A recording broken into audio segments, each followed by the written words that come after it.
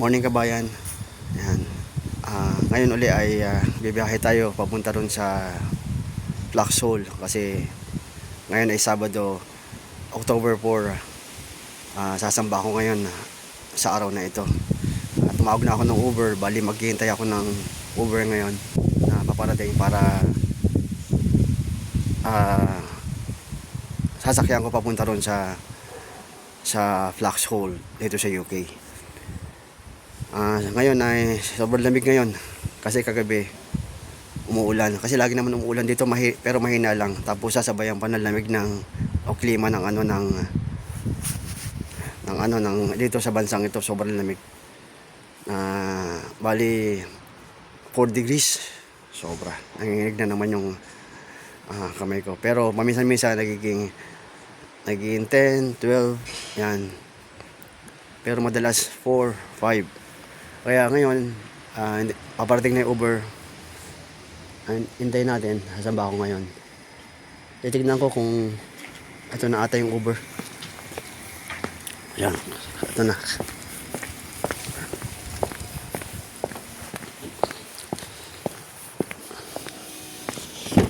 Morning, Robert.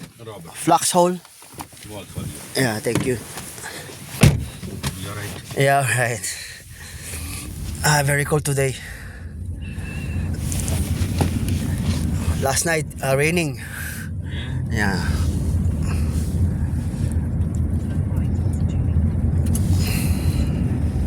Andito na ako sa Uber. Nakasakay na ako. Yan. Biyahe tayo. Yan, ito.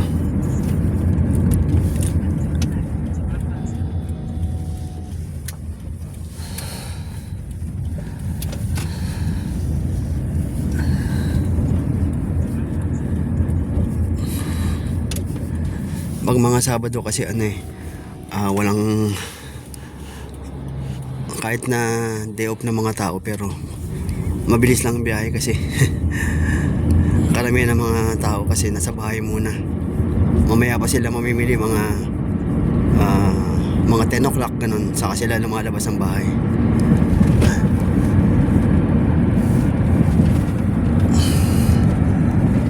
Dating gabi mga kabayan, dito ako sa Uber, binibidyoan ko uli yung paglalakbay natin. Dito pa rin naman yung daanan. Yan.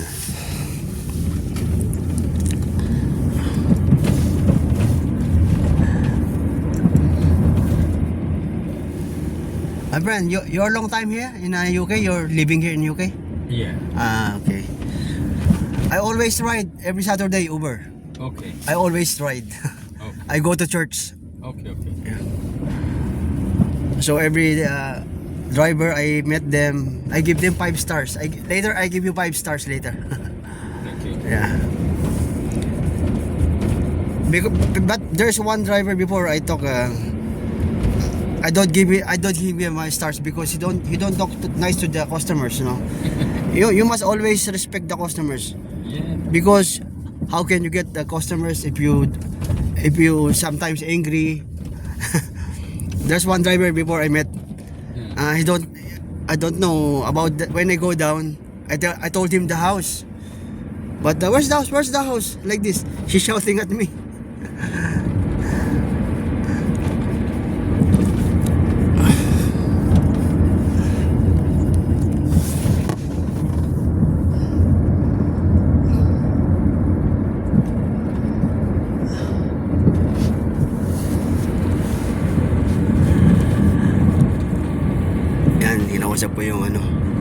Kinausap ko yung driver, sabi ko sa kanya kasi sa kanila kasi pwede mo bigyan pwede mo silang bigyan ng grade, yun nga, 1 to 5 ganun, kung ilan ang bibigay mo sa kanila ng grade. Pag okay sila makisama sa mga pasahero, yan usually ganun ang pinopromote mo sila, tapos tinutulungan ka rin ni Uber na mabigyan ng discount sa pagbabiyahe, lalo na kapag tuwing Sabado ka sumasakay araw-araw. Tuwing Sabado pala, parang ano na rin yun, every week, di ba? Kaya ito, bali, naglalakbay na tayo papunta ron. Nung nakaraan, ganito rin eh, di ba? Binidyo ako rin sa labas, tapos mabilis yung biyahe kasi walang traffic. Dito mga kabayan, dito gaya ng Pilipinas, sobrang traffic sa Pilipinas. Dito maluwag. Lalo na kapag bumiyahe ka sa umaga, pagkapasok ka sa trabaho. Nagkakaroon lang siya ng konti lang naman kapag uwian na. Kasi sabay-sabay uuwi galing trabaho eh.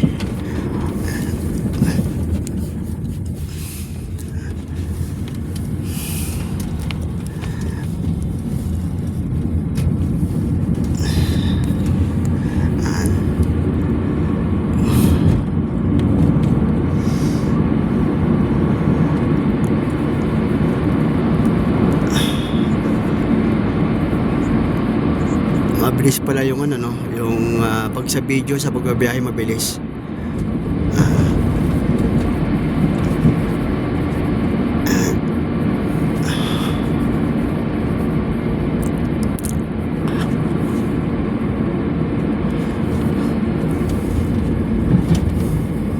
Medyo malapit ako mga kabayan sa tinitirahan ko kasi di ba lumipat na nga ako.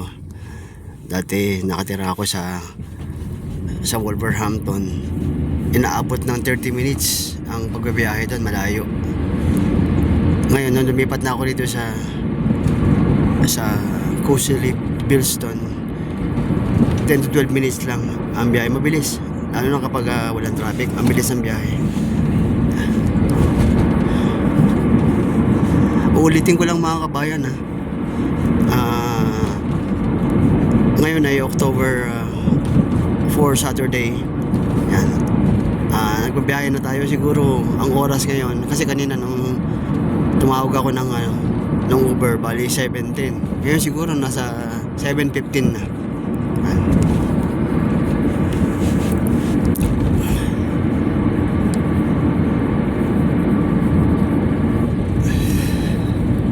Ganito palagi ginagawa natin.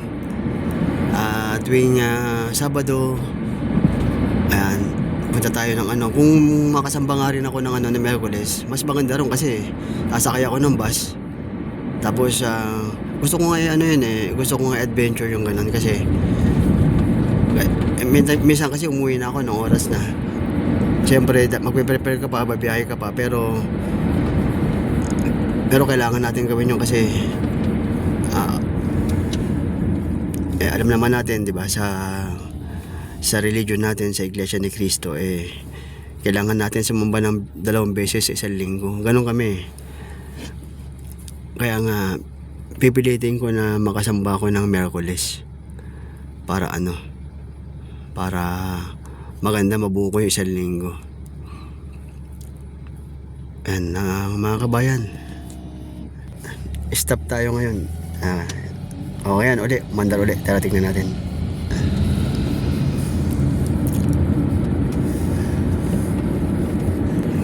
Ang ganda ng lugar talaga dito sa UK. Malinis, tapos ang gustong-gusto ko rito yung hangin nila eh. Kasi ang dami nilang puno. Wala kang maamoy na ano rito pollution eh. Kasi masariwa yung hangin nila talaga rito.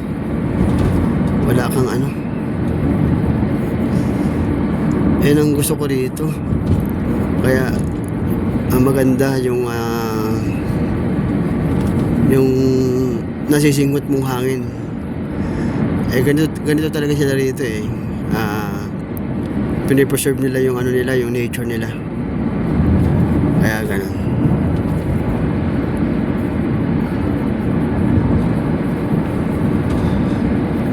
Minsan na pag-usapan natin yung tungkol sa dito walang gastos ang medical dito. Ayun ang maganda dito. Magpapa-registered na nga ako sa GP kasi hindi pa ako nakaparehistro hanggang ngayon. Punta ka lang sa ospital, pag may sakit ka, wala kang babayaran kahit ni 5, wala kang babayaran doon kahit magkano pala.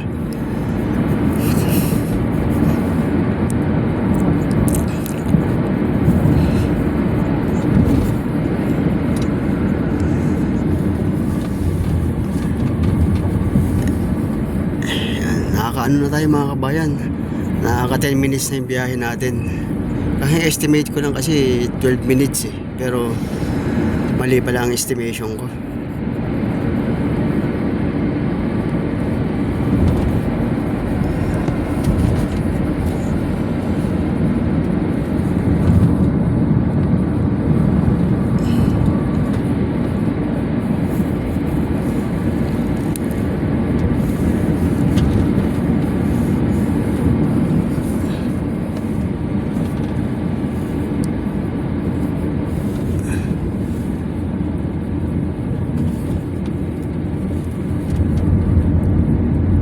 Malapit-lapit na.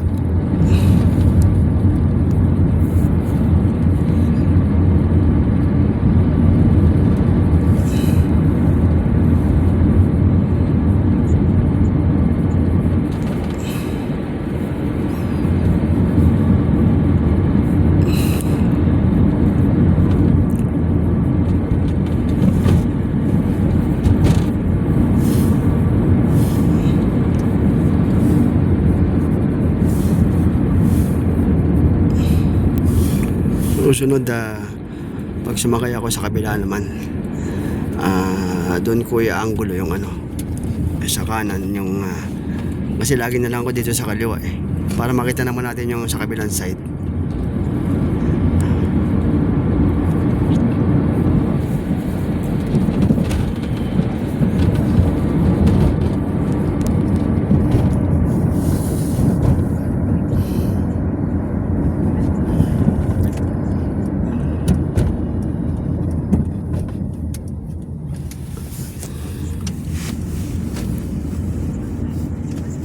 Malapit na ako.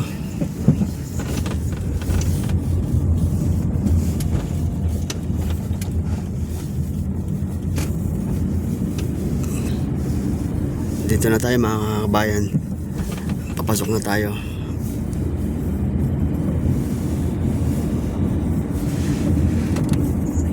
Ah,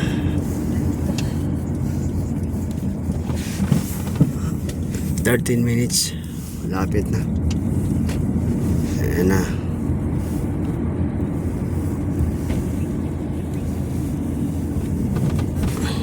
Ang bilis ng biyahe. Napakalapit lang kasi.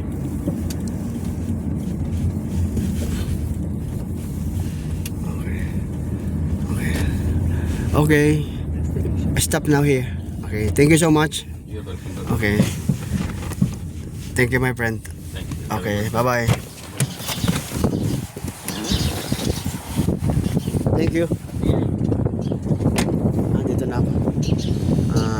Nakababa na ako sa Uber. Tingnan niyo mga kabayan, no? Ang ganda ng lugar dito. Ayan. Sinakya akong taxi, Toyota. Dating gawi.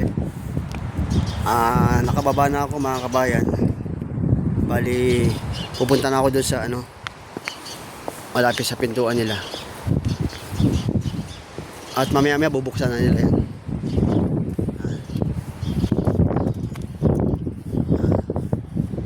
Malamig dito. Malamig ng climate. Sobra. Dito na ako sa pintuan nila.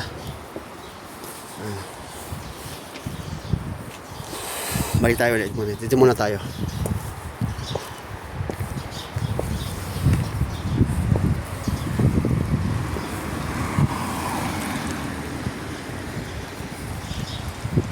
Mga kabayan, hanggang dito na lang yung pag-video ko kasi nakababa na ako. Mamaya ulit, tignan natin kung mapag-video tayo. Basta tuloy-tuloy lang adventure natin dito sa UK.